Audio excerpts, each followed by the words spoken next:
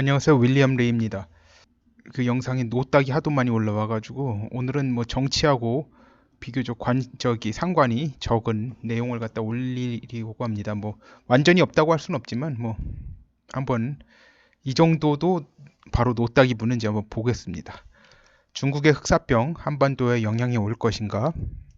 처음에는 이제 이 문제를 심각하지 않게 생각하다가 최근 소식 추이와 그리고 의사 친구와의 대화를 통해 살펴본 바 심상치 않은 점들이 있어서 다른 유튜브 채널 보도들에서 지적하지 않은 점들을 중심으로 말씀드립니다. 사실 그런 것들은 이제 도표나 보도 영상은 많은데 그에 비해 핵심적으로 중요한 부분들에 대해서는 지적이 안 되어 있다고 합니다. 현재 한국에서 흑사병 치료 경험이 있는 의사가 과연 있을까 의문이라고 합니다. 아마 없을 거라고 하네요. 그래서 한국의 소위 감염내과 전문의인 의대 교수들조차 흑사병에 대해 이론적으로만 알고 있는 거라서 만약에 방역당국이 안이하게 대응하면 위험해질 우려가 있다고 합니다.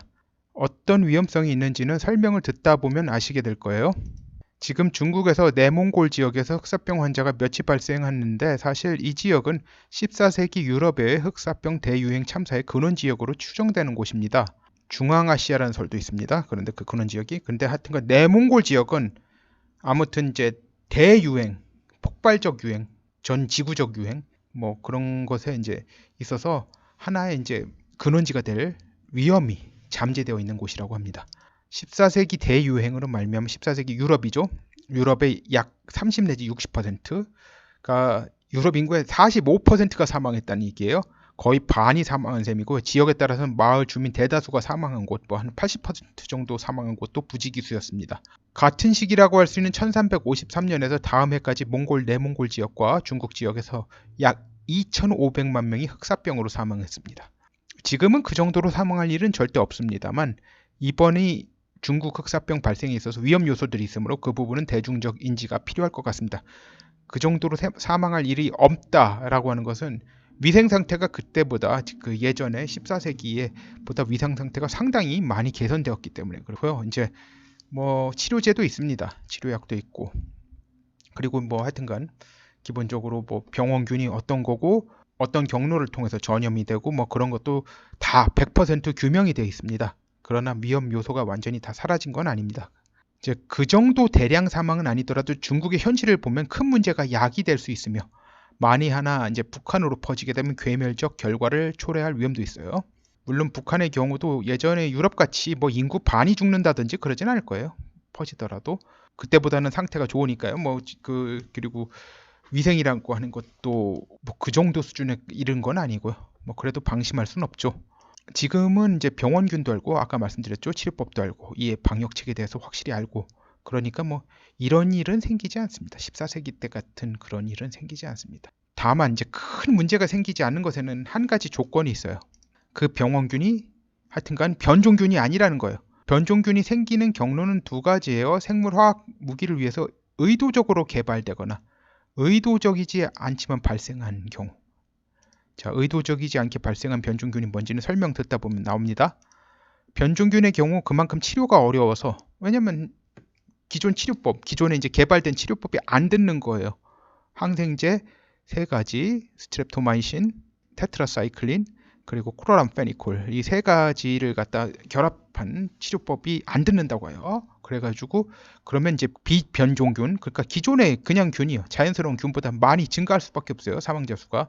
이 변종균이 그래서 무서운 거예요.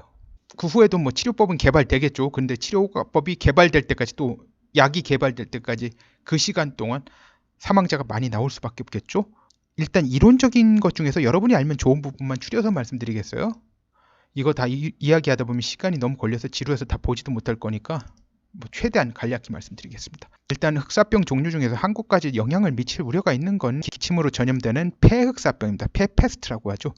다른 두 종류 흑사병 중 하나인 선페스트는 한국까지 올 위험은 거의 없어요.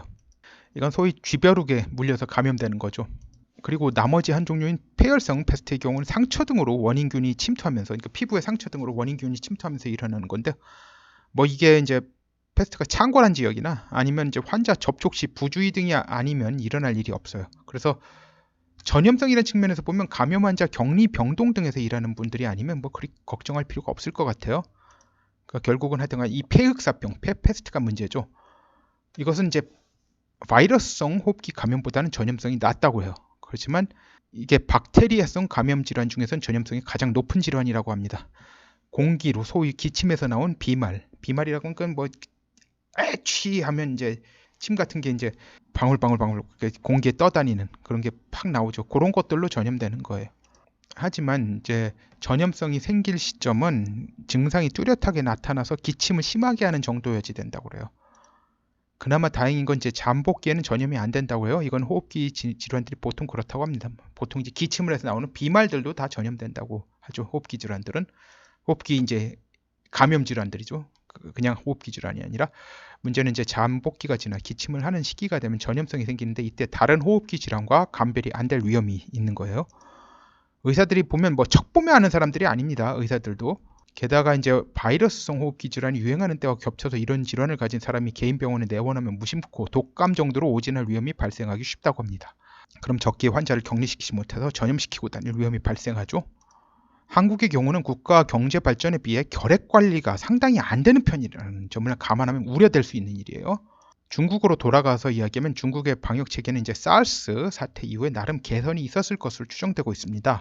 그런데 문제가 이게 추정에 불과하다는 거고, 그러니까 워낙 나라가 이제 사람 인구가 많다 보니까 이 시스템을 갖다 변한다고, 그 변혁한다고 해도 이제 한계가 있는 거고, 그리고 중국 정부도 뭐 나름 뭐 예산에 우선순위가 있을 거 아니에요.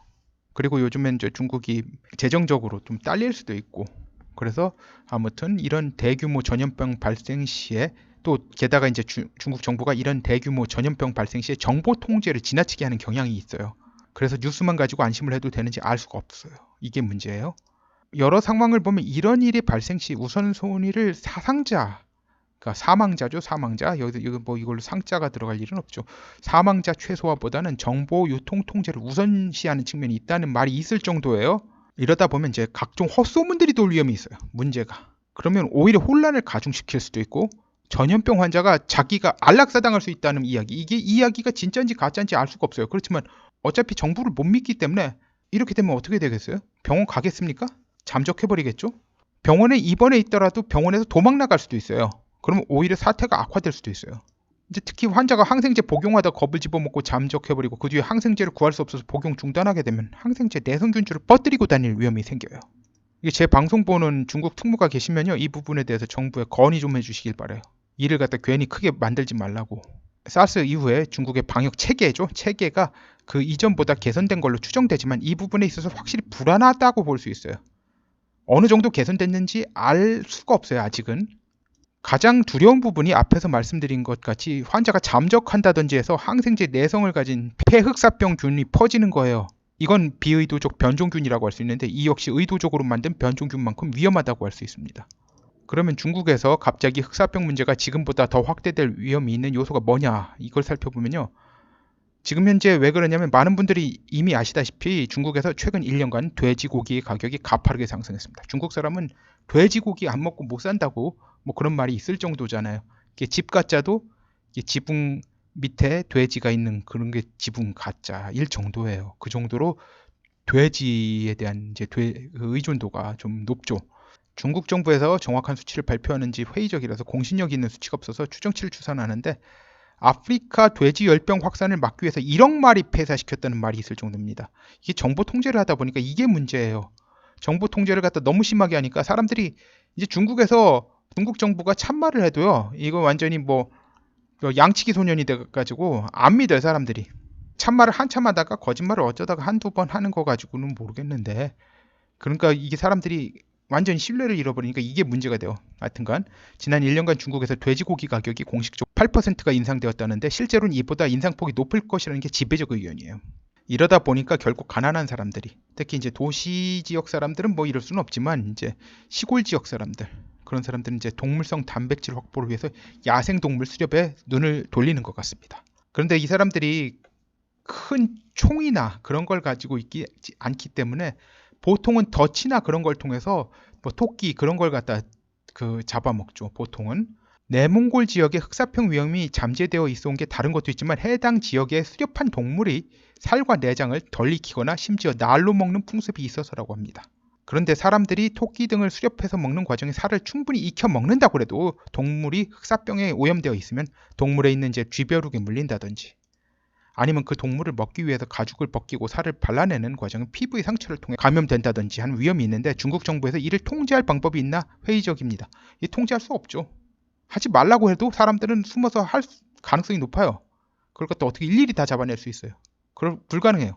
뭐 철저히 하자면 야생동물을 수렵하더라도 마스크와 장갑을 끼고 일단은 뭐 이제 쥐배록 같은 거 그런 것이 있는지 없는지 하든가 그것도 한번 불 같은 것에 가볍게 그을려야죠. 겉을 갖다 그래가지고 그 다음에 이제 해야죠. 이걸 갖다 해가지고 칼질을 마스크와 장갑 끼고 칼질하고 피부에 생고기, 생가죽, 생리혈액 등 동물 부산물이 닿지 않게 하면서 그 다음에 익힌 다음에는 뭐 맨손으로 잡아도 되죠.